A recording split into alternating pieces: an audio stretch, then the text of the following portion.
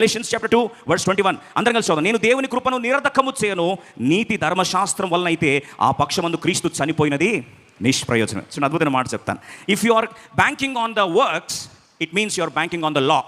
క్రియల మీద ఆధారపడుతున్నావంటే అక్కడ ధర్మశాస్త్రం మీద నువ్వు ఆధారపడుతున్నావు అని అర్థం. ధర్మశాస్త్రం ఈజ్ ఈక్వల్ టు క్రియలు. ధర్మశాస్త్రం ఉంది అంటే అక్కడ మనిషి యొక్క ప్రయత్నము ఉంటుంది, ఎందుకంటే ధర్మశాస్త్రం అంటేనే క్రియలు.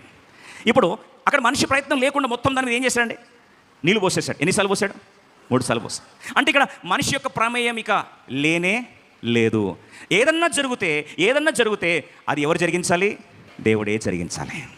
నిజంగా దేవుడిని పిలుచుకుంటే 1 Thessalonians 5:24 నిజంగా పిలుచుకుంటే, ఈరోజు పిలుపు అనే మాట గురించి జ్ఞాపకం చేస్తా. If God truly called you, if you are doing something according to the calling of God, మిమ్మును పిలుచువాడు నమ్మకమైన వాడు గనుక అలాగూ చేయను. చేసేది ఎవరు? పిలిచిన దేవుడు.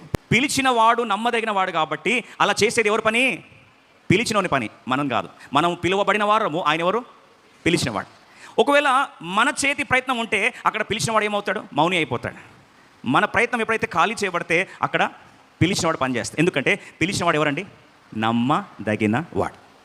దేవుని కార్యాన్ని గణపరుస్తాడు. పరిశుద్ధాత్మ దేవుని కార్యం అక్కడ అగ్ని కురిపించబడాలి అంటే దేవుని మహిమ ప్రాంతంలో గణపరచబడాలి. దేవుని మహిమ గణపరచబడాలంటే మనిషి యొక్క మహిమ ఏం కావాలి?